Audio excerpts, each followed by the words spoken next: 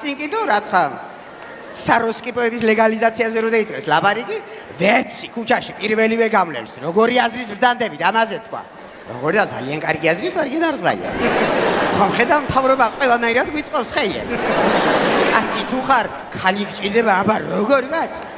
ცირკთან წადიო, ბიჭო, რატომ უნდა ვირბინო ცირკთან, რა კლოუნი ვარ? გაიხსნას ბატონო ჩემო შპს ბარდელი. სათაურით ხოხ რა ხარ, ვინც ხარ?